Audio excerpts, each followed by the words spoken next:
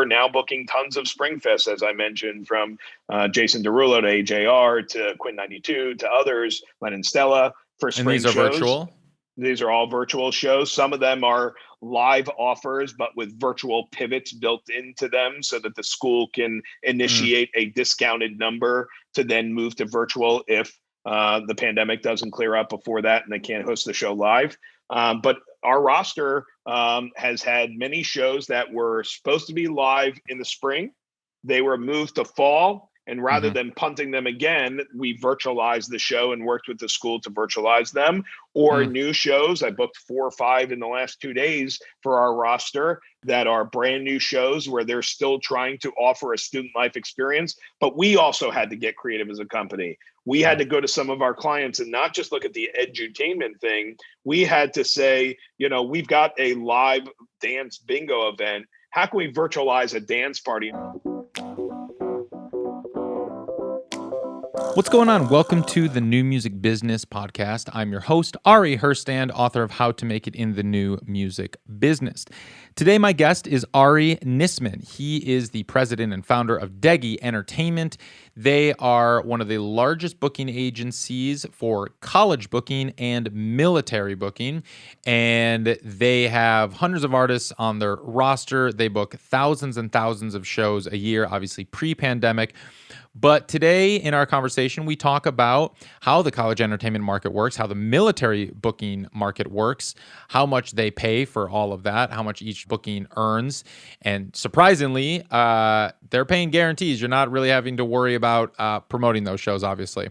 So we break all of that down. We also talk about how they pivoted once live music was shut down and what the virtual space looks like and all the shows, even the ticketed ones that they have been executing within the Degy market for the virtual concerts in the college entertainment world and elsewhere. And then we also get into Degy World, which is this avatar-based virtual, really crazy interactive world that they have built, and it's proprietary, and how they're able to host virtual festivals, conferences, concerts, dating events, you name it, and they have it within this world that we really break down, and that's really cool. I know we're all itching to get back to live music. I know there's been rumblings of when the live music space is coming back, and live touring especially. I can't tell you how much I miss it personally, of course. I get most of my joy living on stage, and that has been stripped away from me, and I'm been devastated like so many of you, I'm sure. So we break down, Ari talks about when he thinks live music is coming back and what that's going to look like when it does and how it's going to return. As always, please subscribe to the show, like it, follow it. However you're listening to this right now, please hit that like button, that subscribe, that follow button. If you're listening on YouTube or Apple Podcasts, please leave a comment. Those really help. If you've been listening for a little while, please leave that comment. This is a good time to do it. Just pause it, leave that comment. Visit aristake.com for all the latest on the entertainment news and all of our comparisons. We're constantly updating that digital distribution comparison. We now have what each distributor pays. So if you didn't know what your distributor pays and how that compares to other distributors, go check that out. We have that on aristake.com. Of course, sign up for the email list. Get on that email list. This is how you're going to get updated with all the latest episodes and the latest news that we're talking about in the Ari's Take universe. Find me on Instagram or Twitter or Clubhouse at Ari Herstand. And you can find all of us, the whole team that's putting this show together, as well as working behind the scenes at Everything Ari's Take. We are at Ari's Take. Now on TikTok. Check it out. TikTok, Instagram, Twitter, all that at Ari's Take. I think it's a little bit different. I think on TikTok it's at Ari's.take because some asshole took at Ari's Take. So I don't know. But anyway, you can find it. Just search Ari's Take on TikTok and you'll find us. All right, let's kick into the show. So let's talk Clubhouse because you seem to be on it whenever I jump on, and you seem to be a moderator of every room that I seem to go into. So you're becoming the king of Clubhouse. What has attracted you so much to the platform? You have really found a platform, with your book and everything else in this podcast to helping artists. And sometimes in the music industry, you just don't feel like you're in a place where you can help. And I mean that Mm, from a platform to be able to speak from. I don't have the time to write a book. I don't hmm have the time to, do some of that stuff. But I Sure. do have the time to very easily now go onto an audio podcast and try and help young and up and coming musicians answering questions about the touring Cool. market and what it looks like post COVID. And Yeah. I find that tremendously rewarding, especially during COVID, because if I was out there in a struggling, individual in the music business, whether it be on Yeah. the artist side or the business side, trying to find my way, I think hmm I'd appreciate people who are willing to go in there and not getting paid and offering that information. So, Yeah. that's what I enjoy, those two sides of it Cool. without it feeling transactional. It does seem that people are willing to help each other out and it network and hang out. And there was something that you mentioned in I don't know if it was our session or another Clubhouse session that I was just listening to, and which I thought was really scary slash insightful, but illuminating nonetheless about what is happening in the live touring space. When it comes back, you mentioned, so talk about that, because you say that, like, well, one, when do you think live touring is coming back, because that's your space, that's your specialty, that's where you've lived for so many years, and then what is that going to look like, and like when do you think things will get, if ever, back to what we knew, or is it going to be a totally new landscape? Yeah, that's a great question. And there's so much to it. Yeah. So there isn't a time where we're going to say, by the way, it's now Saturday, let's turn the lights on and everybody goes up. It's going to be a phased reopening. It's going to Yeah. be phased by when it reopens, right? We can't open sheds in the middle of the winter. So if we wait until Q4, then so I think the B2B business will come back quicker than the B2C business. So my accounts, like colleges and military bases and others that don't require hard tickets, I think will be the quickest to come back and respond, because that money is there to use. I think that it's going to be a race for the artists who, of course, want to get back out on the road and do what they want to do. And I think Mm. those who own their own production and gear and have all those sets packed up from last March and could just literally roll back out on the road are going to be the Uh-huh. first ones to say, well, we'll just take the same set up as last year. Let's just go and we're ready to go. Sure. I think we're going to have, though, a very unique and different looking touring business. And I say that Mm. because, number one, you've got 2+ years of touring that's going to be quickly condensed into whatever quarter or two that we race out. So that's just going to create a huge gluttony of shows and festivals and things on top of each other, and the consumer can only participate in so much, Mhm. especially the new consumer post COVID, who maybe doesn't have as much money, or Mm. who isn't as confident going out to shows, or is still trying to be very careful and not keeping big groups, or whatever the case may be. I think the Mhm. consumer looks very different post COVID to some extent as well.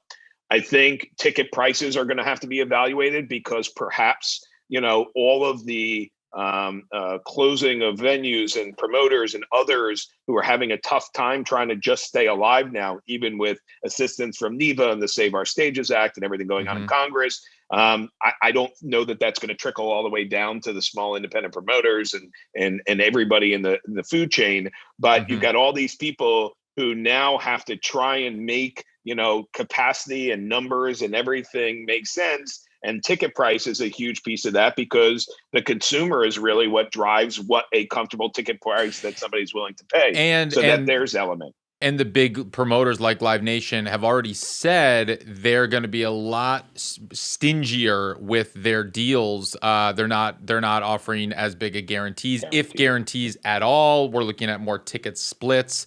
And so that model's going to shift. So when you initially said B2B versus B2C, so for people out there who don't know what that means, when you're saying B2B, that's like you're an agent selling to colleges for private events or selling to military for private events. But B2C is like the business to consumer. You mean like in the club space, in the live space, the arena space, that like ticket space, right? Yeah. So a B2C would be going to a club or a festival or whatever venue that you've bought as a ticket to see the performance. It's a promoter that's generally selling a ticket, and that's how it works. In the B2B market, which is a very pivotal piece of the touring market, but not often thought about in the greater spectrum of things. And I've learned that very much on Clubhouse, who didn't even know that this side exists. Right. It's, us who are using other buyers' money and putting together the deal in my, stage as a middle agent, talent buyer. So the college wants to buy Jason Derulo to play Springfest. It's, there's no real kind of consumer buying a ticket to do it. The consumer are the college students who have already paid the student activities fee to participate. The military, who funds their MWR fund, which is morale, welfare, recreation, to buy talent to come onto the military base. But also corporate,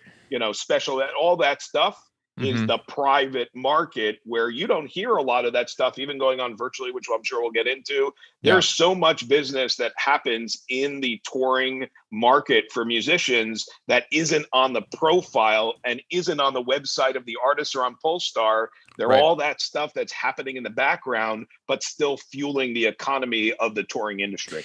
So you call it middle agent, and just so people understand what that is, and I think I get it, is that, so Jason Derulo, the example you used, is not technically signed to the Degy Entertainment roster. If I go on Degy Entertainment, your agency, and I look at your roster, I don't see Jason Derulo, or I don't see Alicia Keys, or I don't see John Legend, and I don't see all these other big artists that you have booked, because they're not on your roster, you're not clients, but you've still executed those deals because you're the middle agent, meaning you work with their primary, do you call them primary agent?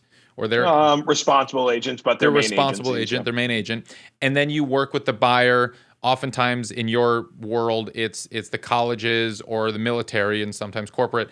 That's what a middle agent is.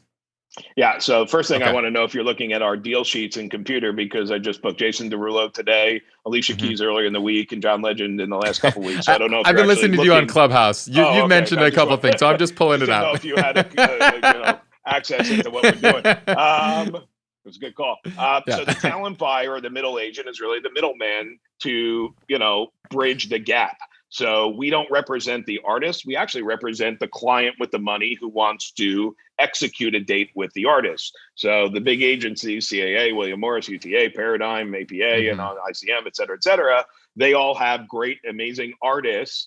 And these college buyers, 18 to 22-year-olds with advisors, a little bit older, military base and otherwise, have budgets that they want to get that talent. And yes, theoretically, they could call CAA directly. We call that direct booking. But what they do is they bring in a talent buyer or a middling agent to help navigate from A to Z. That includes from the search process to pricing artists out, to getting a look at riders, to helping them negotiate the deal, to helping them get production and PA and staging and everything, to advancing the date, to then being on site to be a handhold to them to help execute the date. So a proper middle agent would take it from A to Z and be there on the day of the show. And one of my favorite parts about the things that you do is also oftentimes book the opening talent.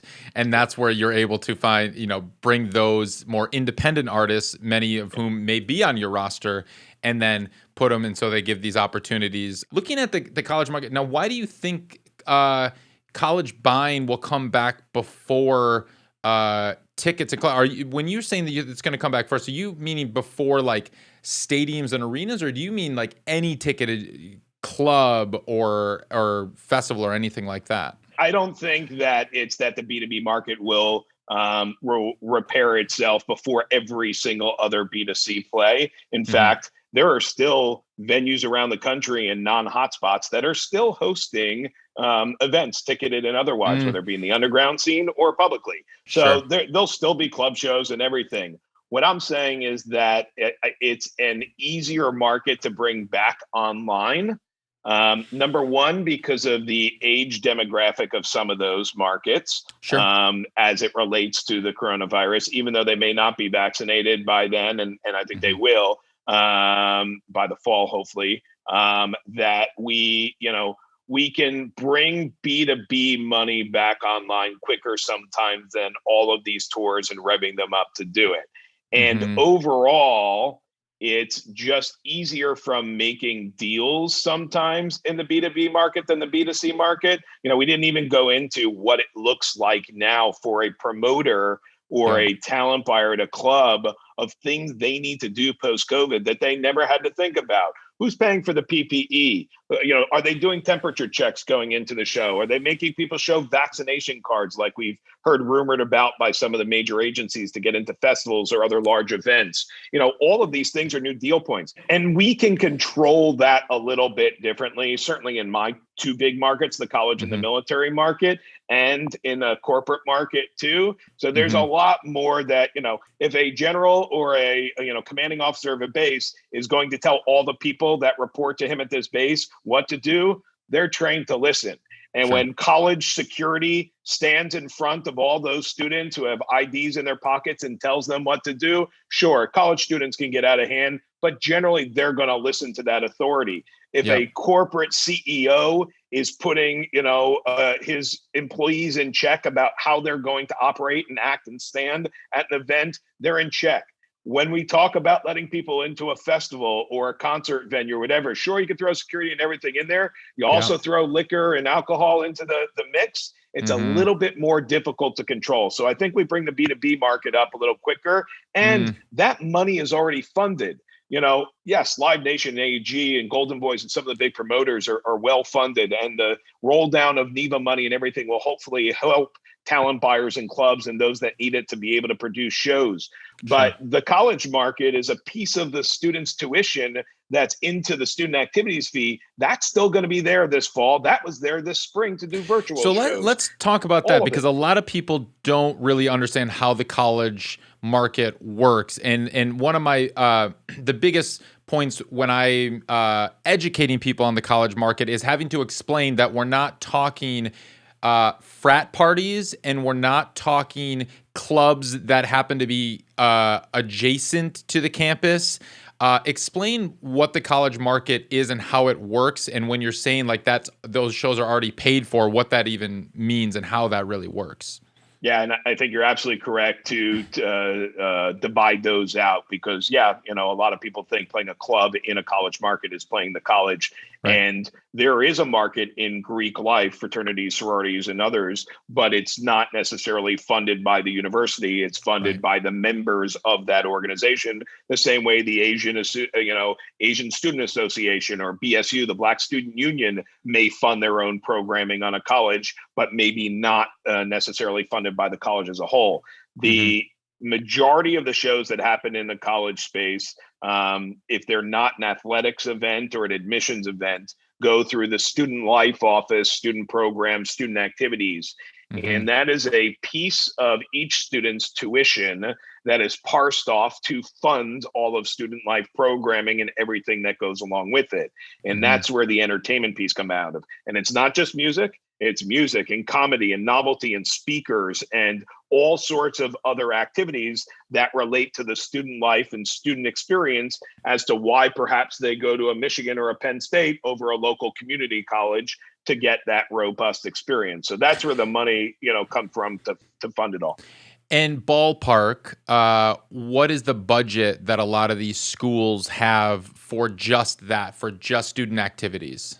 Yeah, the irony is that it ranges so vastly from school to school. So there are schools around the country, who do much bigger shows who you've never heard of. The University of Laverne out by you in Pomona, California, who does their show at the Fox Theater in Pomona, has had Lil Wayne and J. Cole and Kendrick Lamar and LMFAO and on and on and on, because I booked it. They've got as big a spring concert budget as any of the other schools that I work with. And so, it's not just the school that really size that determines it, but the budget could be $10,000 or $20,000 for an entire year or semester for a school, or it could be into the hundreds of thousands and so forth. I have some Wow. schools that do, close to $500,000 shows.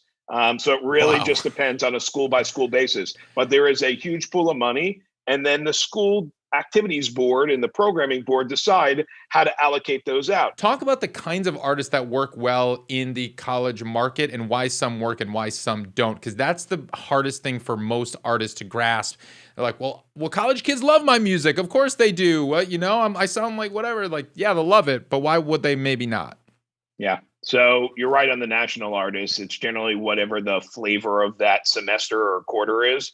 And there are artists that on the national side continue to have year over year longevity in playing the colleges. Artists who you would think would be at this point, well beyond their singles, that still do tremendously well in the college market and do an amazing job and get great attendances. The All-American Rejects and the, Plain White Tees and the 303s and others who are unbelievable artists in their own right and still getting, the due that they deserve because they're great college market bands, even though they don't have as hot a single maybe as Black Bear, who also would be in the conversation, but maybe at a different price point than the other artists because they've got a hot single on the radio. Sure. As far as it down to the independent level, I like to say that they stay up the middle so that the advisor doesn't get fired. So, right? You're operating to an 18 to 23-year-old base. And you're bringing them on a campus where you don't want any bad press and you don't want something to go wrong. And like you said, you don't want, whatever's buddies or friends or riffraff from the community coming on unless it's an open show because the student activities fee and the students paid for the show and it should be private for them. So as you said, many people don't have you promote it, don't have you put it on the website, and they apologize to you if you only bring 3 people out to the event instead of you apologizing to the promoter, right? That's exactly right. So sorry, we should have done a better job. We'll bring you back next semester and we'll do better. And you're like, fantastic. If I can play for 10 people the next time, I'm ready to go. Right. But so they stay up the middle. White male rock bands and white male singer-songwriters is probably the most thing in the middle. And then they start to go out from here. And they have to, and they should program diversity. In fact, I think it's we're doing a panel next week in our Degy World platform where it talks about, programming for the underrepresented market. We forget about that so many schools are made up of different ranging populations, and not always are we properly programming for everybody on the campus, that we kind of stay too much up the middle. But after you get, out of the middle, musically, age-wise, otherwise, it's not appealing to the 18 to 23-year-old college kid. So a really, good opera act or jazz, or on the other side, a really, heavy metal band or something, they don't fit for the 18 to 23-year-old college base. That's not to say there aren't some places those acts can't get shows. But if you're talking en masse and really generally what the college market books, they book up the middle because it's the safe space. It's what the students en masse will listen to. And it's what's not going to get an advisor or director or somebody in trouble on the next morning after the show. So that's kind of where they stay in the space. So I get that, and I've experienced that firsthand, and I see that. And as a white male singer-songwriter, that has benefited me. But I'm curious because you say it's what the students en masse listen to, when the reality, what the students en masse at the college listen to is hip hop. And I see a lot of colleges pushing back against hip hop in so many capacities. Now, explain why they would push back against hip hop when that's the most popular genre on campus, for the most part. And like, is it because the advisor's afraid that they're going to get fired because it might be a little too hardcore hip hop for them, or like, what's the deal? Like, why? Because like, I know white male singer-songwriters, what they were in the early and mid 2000s are not what they are today really anymore. And so it's not that they're really as popular, but why are they still booking those? And why is that the middle still? Yeah. So I don't think it's that they push back on hip hop, because otherwise, the hip hop acts wouldn't be the most requested for Springfest each year. T-Pain and B.O.B. and I can go through the list, can get shows anytime in the college market, and should. They're great at it. I mean, on the independent level. No, I'm just saying. So it Yeah, isn't that they don't want hip hop. sure. It's when it gets down to the indie level, I don't think that there's as much trust in the market as there is from the nationally represented hip hop acts. And Hmm. so hip hop they want, and I think they should be programming at a more independent level. I will tell you, when you get a great hip hop or R&B or whatever it is act who can do the college market and show that they are the right one. I mean, and you and I have been through, the list of many of them we've seen at NAPCA and college conferences. They Hmm. run the tally in every college books them, and rightfully so. There, Hmm. I think, for some reason, is just some concern about hip hop artists that are young not being able to handle the college campus the way the schools want them to do. And yet there's this, weird trust for the national acts. I don't Hmm. agree with it, and I don't think it's right. And it's why we sign hip hop acts if we think they're right. I've signed Wordsmith and others to our roster who I believe are perfect for the college market, and they're Hmm. in that middle zone because what they're going to do is do a perfectly, clean, right up the middle type show that everybody is listening to on the radio, Hmm. and yet And when you say it doesn't always work. right. And so when you say like right up the middle, because the middle I think is defined differently by everyone, especially when we're talking about music. It's more so when in the safe zone of no excessive or any swearing. I remember there were some contracts at some Christian schools that I played where I had to literally sign the contract saying that I wasn't going to use profanity, I wasn't going to sing sexually explicit songs, and wasn't going to do anything political. They're not club shows. Yeah, They're school funded shows. And yeah. the last thing they want is a parent or a trustee member or someone on the board of a university getting wind that something went negative with a show that was funded by school funds. And Hmm. you've seen that happen from national acts too. Go ask the University of Kansas, who booked Snoop Dogg and had a mess as a result of throwing dollar bills and things on those lines, as Yeah. opposed to I booked that same Snoop Dogg show for a different school and we told them ahead of time, this is what you're getting, here's what to expect, and so forth. And it went fine. But the Hmm. majority of schools really stay Gotcha. up the middle musically, safety wise, and things that they feel comfortable signing off on the student funding that's coming out of their base. Primarily, these entertainers who you're booking, are they on that level of hits on the radio, or are you booking more independent artists on your roster as well? We have two, and now I like to say with virtual three, Mm. definitively different sides to Degy. One is our roster that you mentioned, where we Hmm. do sign lots of up and coming young touring musicians who I believe are good for either one or many of the markets, and college and military, only two of the other markets that we are into in sports and summer camps and corporate and special event and other festivals. But when we sign artists to that roster, we then define what markets and then we shop them. We don't do clubs yet, although I say yet, I think we'll roll that out again sometime soon. So a good portion is with there in the roster side. And then the rest of it is into our talent buying side. Our talent buying shows are at the higher level, higher dollar amount, and the roster are more of the up and coming stuff. I Hmm. would say it's probably close to a 50-50 split in what Wow. we do, maybe a little bit more on the roster side because of the volume of small college shows. Hmm. But we're doing, we have nearly 250 college accounts as our clients. So that's a lot of dates a year. And then all the military bases who, when we bring a show overseas to Asia, we're not just flying over there to do one show and a base around Tokyo. We're doing a tour of 4 dates or 6 dates or 8 dates in Europe, 4, 6, 8. So there's an Hmm. accumulation of shows. We're almost booking tours for some of these artists or cherry picking them off of tours that they're at. So And for it's about an even split. yeah, and for the independents, are the guarantees, are they similar to what they are in the college market, or what are they? What can like an independent artist expect for a college, or I'm sorry, a military date?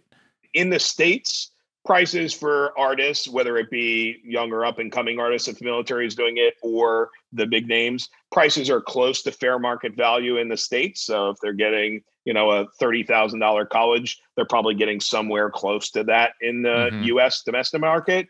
Once they go overseas, because it's a volume of shows, because there's, touring money and expenses and everything along those lines, there is definitely a haircut in the price based upon the different entity that the military takes them out.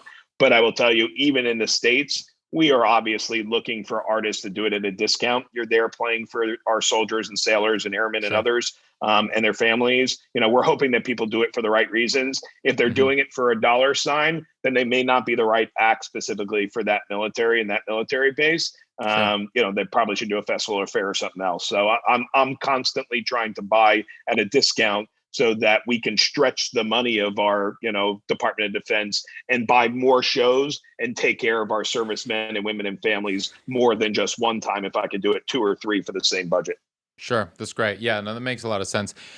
Getting back to the college market, what are the price tags, the guarantees looking like for the independent artists, the musicians specifically in the last few years, obviously pre-pandemic, and kind of lay out what the different buying opportunities are for people that aren't really familiar with the market? Yeah, so I think it's fair to say that most unknown, up and coming kind of acoustic singer-songwriter stuff ranges somewhere in the $500 to $2,000 range, depending upon what their level of artist and 2 people, 3 people, etc. Once you start to get in the bands, maybe you shift that up a little bit to $750 to $2,500 for an up and coming artist. And then as their name becomes more familiar in the market, you play a Gustavus and Andrea calls another school in the region or a couple of schools and says they were unbelievable. That volume adds to it.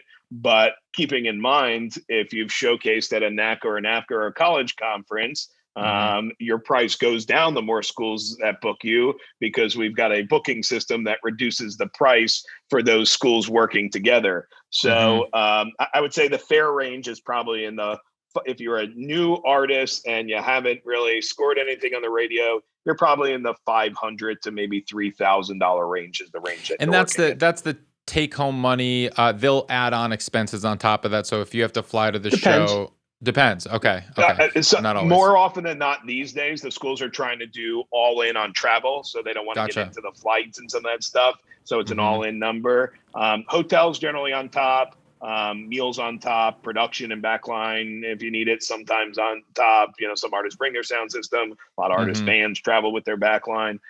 Or don't need it if you're a solo artist. But I would say more often schools these days are trying to do more all-in offers, also because they don't want the responsibility of the hotels and, whether you want to stay here or there. And certainly now post-COVID, I think we'll see that even more. But it's just easier to write, a all-inclusive check. And generally it would still fall right now into that range.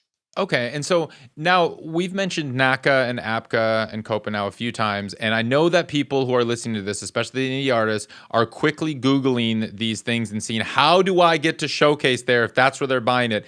What would you recommend for an artist looking to break into the college market? Is like, man, I would love to get a $1,000 guaranteed check for just showing up and not having to promote.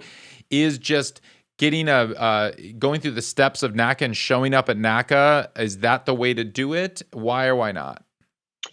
Yeah, so it's a loaded question, but what I will tell you is that the organizations and associations that bring all the colleges together, and if you get the shot to do something there, offer you probably the best opportunity to get from A to Z quicker, because you're in front of more schools. You may get the mic and the stage for 10 minutes if you get a showcase. You're in a booth in an expo hall having direct contact with those people that otherwise you would have had to make how many phone calls or how many Zoom calls or how many visits to go meet with those people, that you can do it collectively. So I 100% endorse the use of NACA, APCA, and COCA into the game plan of an artist that wants to break in the market. Saying that, it doesn't come without an expense.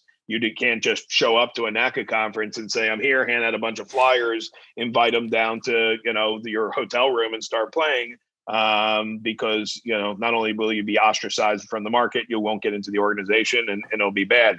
So there's an entry, to sign up as a member to the organizations. There's a price to buy a booth and be a delegate in your booth, a representative of your organization. In this case, you could be your own artist.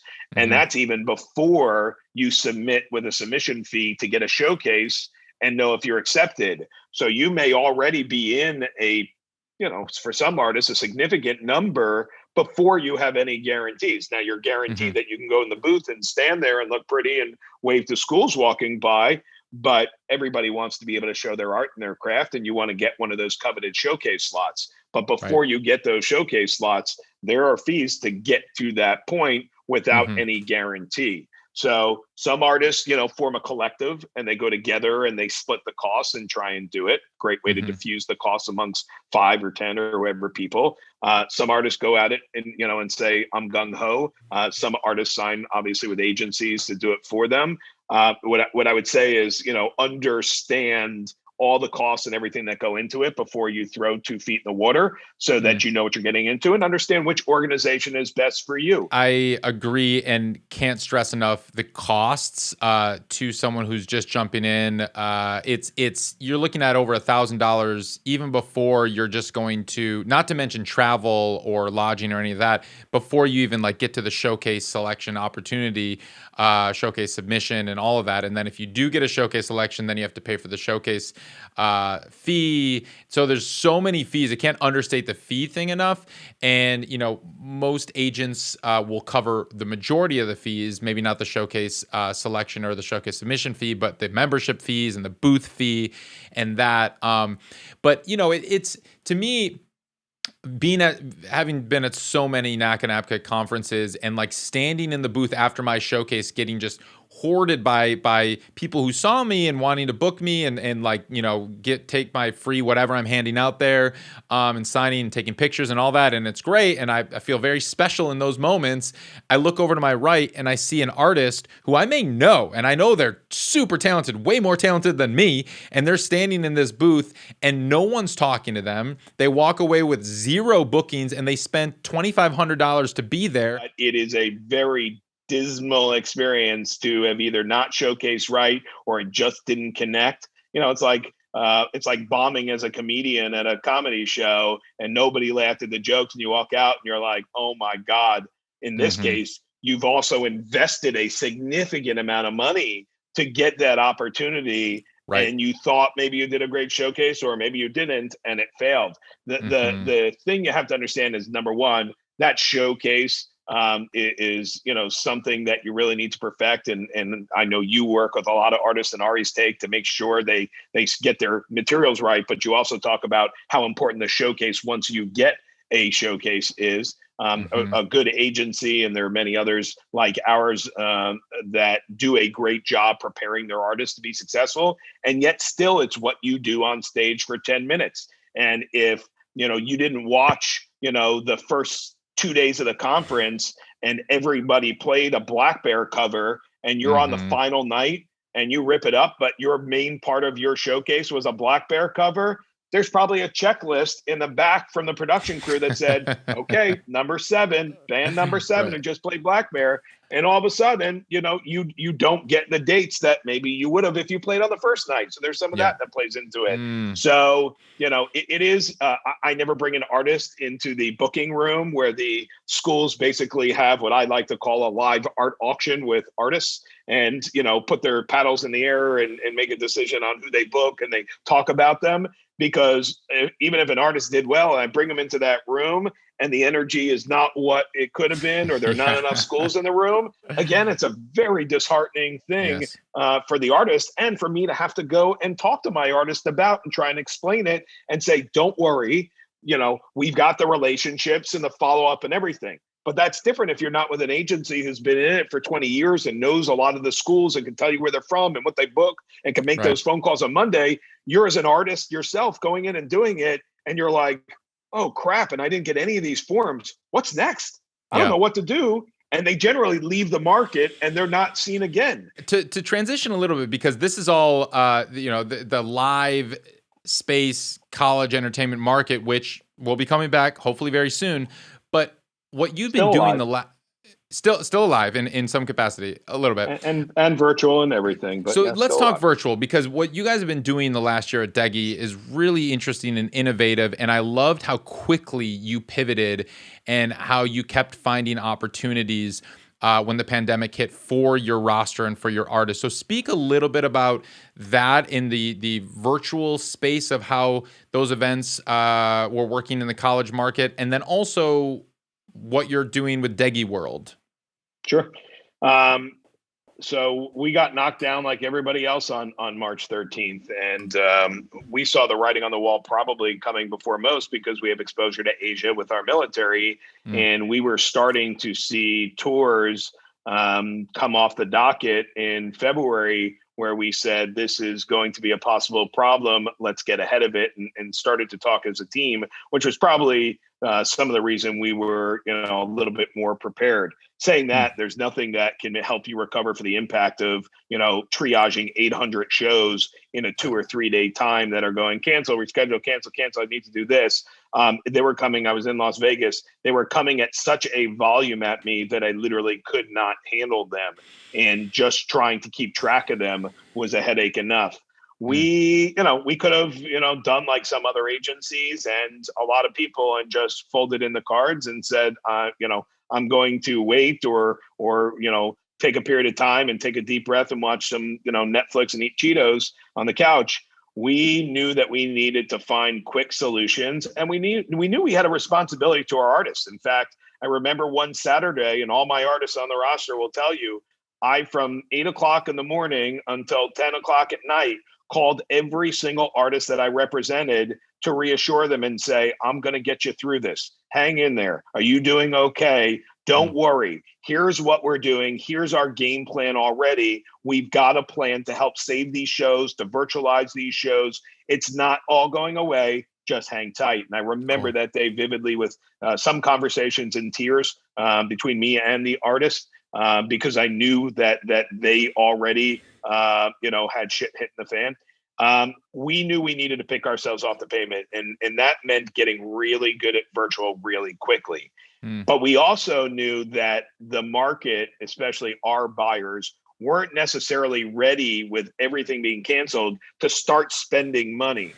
And so what I said is, it's not going to be about charging for virtual. It's going to be about giving away for free and building relationships with our buyers, because they're always great for us in the best times. We need to be great for them in the tough times. They don't know how to program right now, and they just have, the advisors are trying to tell students why they're not graduating now in April, and why they've got to go home to their parents, and why they're locked in their dorms.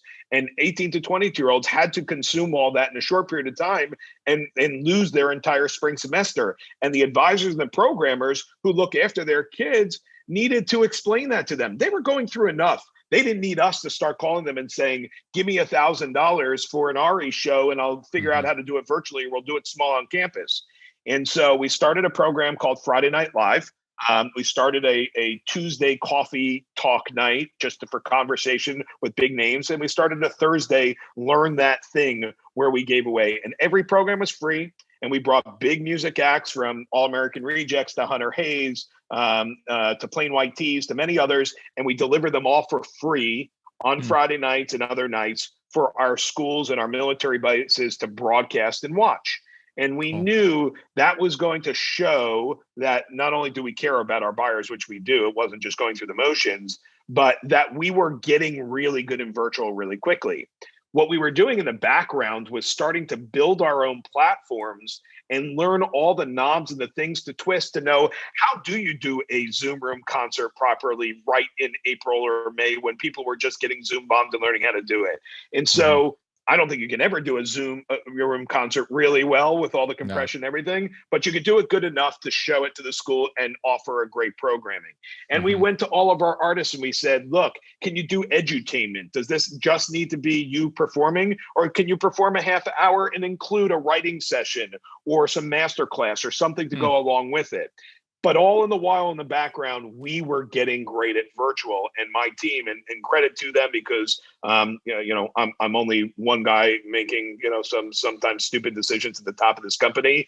I've got a team of people who are unbelievable, including my ops team, most importantly, who figured a way to get great at virtual and build these platforms and do it so that we were quickly first to market with not only our platforms, the Degy Livestreaming FanFX platform, and eventually, as we'll talk about, Degy World. But we were also now taking all of those shows that our roster would have lost and quickly finding a way to virtualize them and do them well and take care of our schools. I think the combination of everything gave us a great competitive advantage off the bat. So with the Degy Live Effects, what platform did you end up hosting if not Zoom? So Evan, my COO, called a favor to a fellow named Greg at FanFX, a production company, an amazing one, even pre-COVID.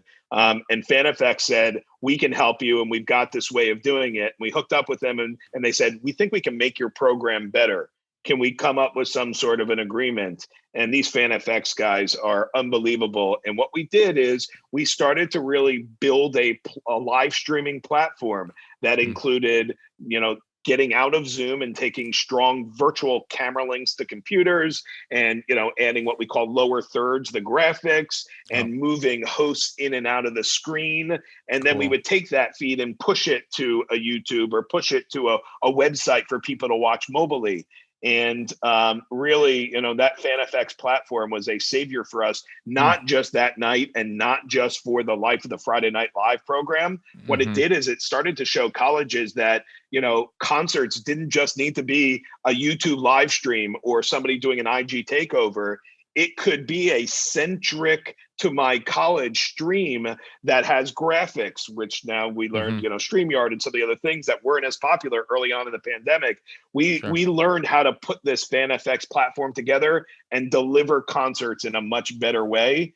And that really was a lifeline for us and a huge learning experience. And ultimately, the success of the FanFX platform led us to create Degy World with this billion-dollar software company. Now, were those shows, did the artists get paid, or was this just kind of like, hey, will you play, just kind of keep these relationships going kind of thing? I called in the favors that I needed to call in from delivering concerts and shows to these people over years and years, and I don't call them favors, but I called up and I said, I need you to do this. Not for Degy, not for us to have a learning experience, but I also did it because I thought it was great for the artists to show that they were committed to the buyers who normally take care of them in good times. The Hunter Hayes and the All-American Rejects and Plain White Tees and all of those get booked up by all these colleges and military bases from me and some others during, good times. This was our chance to give back to that market and take care of them. And we've honestly kept that philosophy going throughout this pandemic. Is it's not always about this. And it's about relationship building and showing those people on the other side who generally have the money that you actually care about them and that you actually aren't just transactional in that you sound good when we're together at a conference because you want a booking, but behind closed doors, you really couldn't give a crap about them. This was our chance to step up and say, we are going to build relationships. And I'll tell you what, I was vilified early on in the pandemic for doing this free stuff. And my team even times questioned me maybe a little bit. I knew deep down that this was not a time to look for a handout and find a way to make money on it. This was a time to take care of the people around you, the buyers. And I explained this to my artists on the roster in series of emails every week, updating them why I was thinking like this, because this was not a short-term endeavor for us. This was going to be a relationship-based, long-haul decision. We need to take care of our buyers, and they will be back for us after the pandemic. And I guarantee you, when this pandemic, slings back, I know that there are buyers out there who appreciate it enough, whether they thank me or not or whatever, that will be as strong with us or stronger, and new buyers that maybe we gained during this as a result of that, making sure they were taken care of philosophy. Nice. So has there been any work for artists over the last year that you know of in terms of live performances or virtual performances or anything like that? Yeah, both on the roster side for us and Mm-hmm. on the national side. I mean, we're now booking tons of Springfest, as I mentioned, from Jason Derulo to AJR to Quinn 92 to others, Lennon Stella for And these spring are shows. virtual? These are all virtual shows. Some of them are live offers, but with virtual pivots built into them so that the school can Mm, initiate a discounted number to then move to virtual if the pandemic doesn't clear up before that and they can't host the show live. But our roster has had many shows that were supposed to be live in the spring. They were moved to fall. And rather hmm than punting them again, we virtualized the show and worked with the school to virtualize them. Or mm, new shows. I booked 4 or 5 in the last 2 days for our roster that are brand new shows where they're still trying to offer a student life experience. But we also had to get creative as a company. We had sure. to go to some of our clients and not just look at the edutainment thing. We had to say, we've got a live dance bingo event. How can we virtualize a dance party and make it virtual boom boom bingo? And we Right. went out to our murder mystery company. We said, can you create an online version of a murder mystery and of an escape room and a scavenger hunt? And the dinner detective team stepped up and said, we can. And we've booked nearly 1,000 Wow. escape rooms, murder And mysteries, these and are paid scavenger now. hunts. These are no more free events. Paid, These are paid. Okay. paid. And those weren't even products we had pre-COVID. They Wow. came as a result of the creativity that Cool. some of our talent on the roster, like the dinner detective folks and our dance team, put together during COVID to give us products Mm. beyond just virtualizing a music act. They gave us products to sell to the college market that were things that the college market wanted. Is the college market spending what they were spending pre-pandemic? Like will they still get their full rate, what their rate was beforehand, or is this like, are we looking at a percentage of what everyone's rate typically was in the live space? Yeah, I think it's who you ask. Candidly, I don't feel comfortable charging dollar for dollar of what it would have been for live. Just Okay. internally, the artist doesn't have to go out and come back. It's not a 2-day thing. It's a 2 or 3 hour thing in their Sure. house. The convenience, the non-travel and peace. There's all of these other ancillary things that are no longer part of what they need to do to go out and operate the show. And I also think we'd all agree that we haven't yet been able to recreate the live show virtually. Sure, you can get a level of that, but there's nothing that feels like it's why we all yearn to get back to live shows, even though I'll stay in virtual too. I just don't feel comfortable charging at that same dollar for dollar rate. Sure. So, and I think the colleges actually appreciate the fact, and I think they think in their eyes too, that it should be at a discount rate. And I know that many of them are operating on much depressed budgets than what they were. Mm-hmm. Now, not all of them, and some of them are Yeah. still doing 100, 150. I put 2 offers out today for over $100,000 virtual shows for Spring Wow. Fest for schools. So there's still schools with money, but I think that schools, again, less enrollment because maybe students stayed back at their Yep. local college instead of re-enrolling.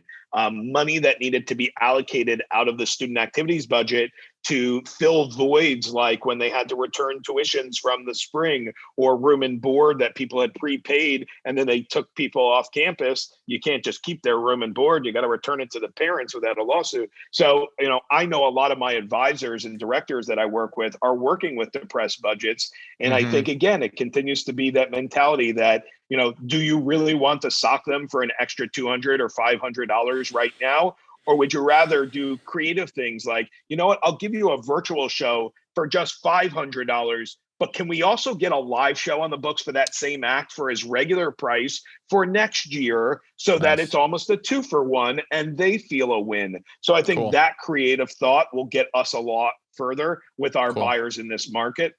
Yeah. Nice. Yeah. I love that. So you launched something very innovative that I have been so fortunate to experience, that you gave me an opportunity to experience, which absolutely blew my mind. We're talking Degy World, and this is this interactive space where you create an avatar and you can make it look like whatever you want, and then you jump into this world virtually. It's kind of like people did like The Sims or Second Life or something like that, but basically you take your avatar around the world, and I took my avatar, and then when you walk up to somebody, you can have a conversation with them, and as you walk away from them, the audio gets quieter and quieter, just like you're in the real space. And I took a boat out and I started boating around the island, and when I got close to another boat, I could yell to them. I kicked a soccer ball around. And your hair looks better even in the virtual world than mine does, as I saw you in there. It's amazing. So this is crazy, and I saw like stages, and like once you got into the stage area section and outdoor stage, then I had all these other capabilities. I could applaud, and I could wave my hands around, and then but my mic was muted so it didn't disturb the performance, and like all of this. And then I walked into the conference center, and there's booths set up in there, and I could play booths. Not to mention there's another area where there are arcade games where I could play these old arcade games. So this is next level. We're not talking like how to reduce compression on a Zoom show, or like what's the best, live streaming platform out there. Like this is a totally other thing. So why did you develop this? Where did this come from? And what are you doing with it now? Yeah. As I said to you, we had to really get creative with our pivots, and we had to find a way, because I knew at some point, if we were just delivering Zoom room concerts or even just our live stream concerts, we may have buyers who looked in different directions or didn't do shows if we couldn't make them even next level. Yeah. And we got linked up because of our live stream service by a company we work with called Recess, fantastic sponsorship company. And they knew a guy at a software company, and they said, he's having trouble figuring out the live streaming. You guys are doing it well. He wants to show you this avatar world that's been created by a software company. Would you mind, coming in there and meeting with him and seeing if there's, a kismet, if you will, and a relationship to be had? Mm-hmm. And it just so happened when I walked in there, I realized that when I went in with the mentality of just needing virtual stages and finding a way to placate my buyers with music, there was so much more, and it was so robust of these other spaces that I said, how can I get my hands on really operating this for the concert in the music world that we live in? And they didn't really have a major entertainment partner with the software company. And they were willing to take, some guidance and from us while we took software, guidance from them. And together we've had this relationship that built a world based around entertainment. Now, it wasn't optimized for concerts and music when we took control of this world in July. So I had made a significant investment in this, and certainly an operational investment for my team getting ready to launch this thing. We couldn't wait on the concerts and the music and the stuff we thought we were going to do. Sure. So we started to say, what's the low hanging fruit? Well, you've got, as you said, expo halls. Can you host conventions? Yeah, let's figure a way. And you've got auditoriums. Can we host meetings and breakout rooms? Yeah, let's find a way. And you've got team suites, of offices. Can we host career fairs? Yeah, we're going to find a way. And so candidly, we're actually launching concerts for the first time next month, even though we've had concerts that are an element of the events we did. Our standalone concerts haven't even happened yet. And yet we have probably thrown somewhere in the area of 60, 70 events that range from massive conventions to meetings, to karaoke nights, to speed dating, to everything in this world. And we've been able to really find every possible use case out there to operate in the avatar world. Only next will I think we can bring the artist and the fans together, and the fan with another fan together, which I don't think any of those platforms we talked about are happening, to feel a sense of community and there-ness on the computer, that it isn't only about the live stream, it's about the experience of being with others in the same place in this world at the same time, and having conversations, audio and chatting and watching video and watching things and going to the arcade and riding a boat that feel like you're back to being in a real life concert or festival again. Yeah. And I'm so excited that feels like where we can take music and entertainment the same way we've been able to do that for conferences, conventions, meetings, and others. Well, it's the community component and the organic nature of walking by somebody and striking up a conversation that you could get at conferences or festivals, and you say, oh, and you an instant conversation starter. I was just like, oh man, you got mala beads, or oh, I love that hat. Are you from Michigan, or like, you know, or whatever, and you don't get that in the live stream space with a chat box. There's no real community component. Sometimes it'll be like, oh, hi Claire, nice to see you in the chat today, or whatever. But it's like artist to fan, right? Like the right. artist performs and the fans are there on the other side, engorging the material from the artist that they love. Yeah. The fans can chat, and sometimes on some platforms, the artist is clever enough or willing enough to use that chat. So there is the reverse. Yeah. But the fan to fan just happens in the chat, but you're all not really in the same bodied place the way you can be talking and communicating and everything the way we've been able to create in this experience. And when the show, that's what's so much fun.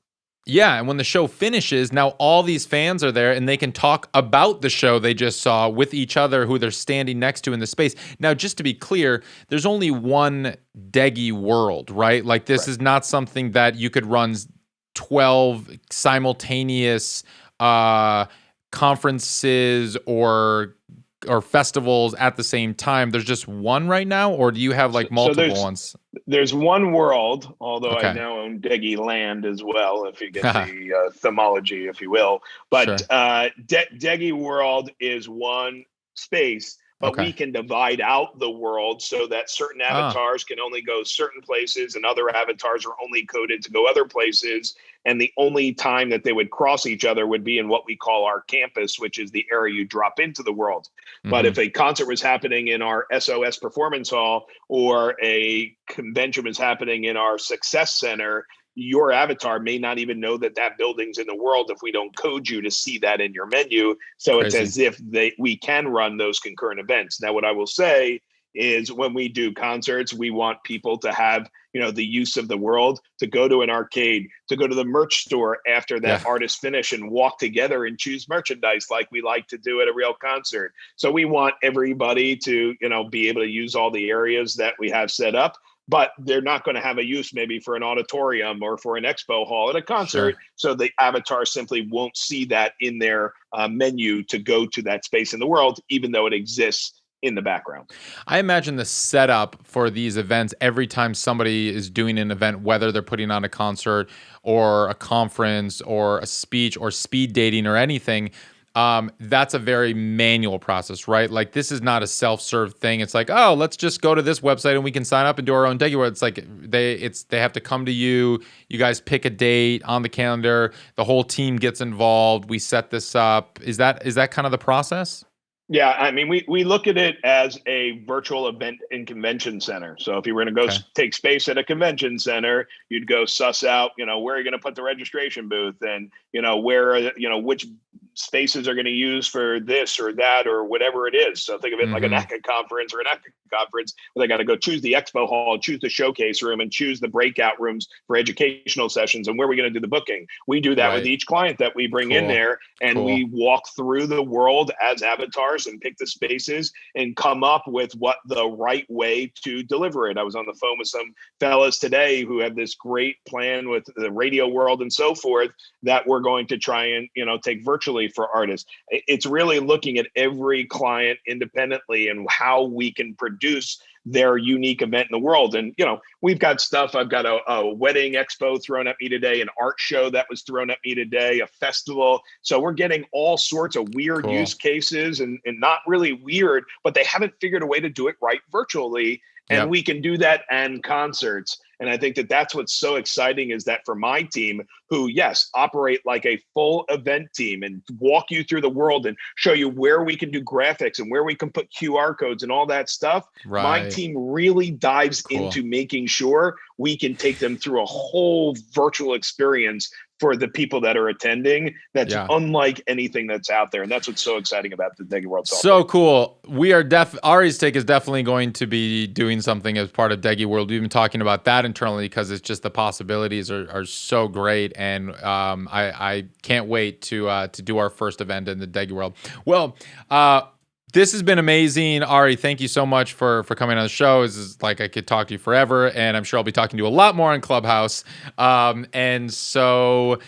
Yeah, I love the optimism and positivity, and I love that you are one of those who, during the pandemic, you kept moving and you made sure that you and your team and your roster and your family and everyone around you was going to come out better off than when you got in, because you were just kind of, you saw this as an opportunity. And I love that people who looked at this and they didn't live in the despair, but you saw this as an opportunity, and you really are forging ahead. And we all appreciate seeing that from you. And look, I was forced, and the market, I have to take care of my people, who are the most important thing to me. I have such an amazing staff and team, and new VEEPs, virtual event persons, that we've been, giving internships to do to work in the world. But I think at the same time, while I've been worked hard and got lucky, we need to remember, and you and I are trying to pick up all of those other people during the pandemic in this music business who haven't been as lucky, and the tour managers and the production managers and the people behind the scenes and the independent artists that lost their, money revenue streams. And so I think and the reason we talked from the start, and we'll wrap it up from Clubhouse to Clubhouse, is we need to continue to go out there and do the things like you're doing with the book and with the podcast and everything.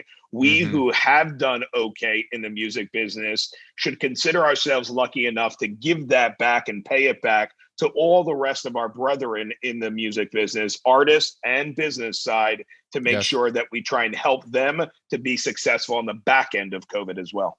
Absolutely. I love that. Well, Ari, thank you so much. And I have one final question that I ask everybody who comes on the show. What does it mean to you to make it in the new music business? It's gratifying, and it's humbling, and it's important that I can continue to employ an amazing staff of people who deliver great experiences in this business. And I love doing that, and I love this business. Beautiful. All right. Thanks so much.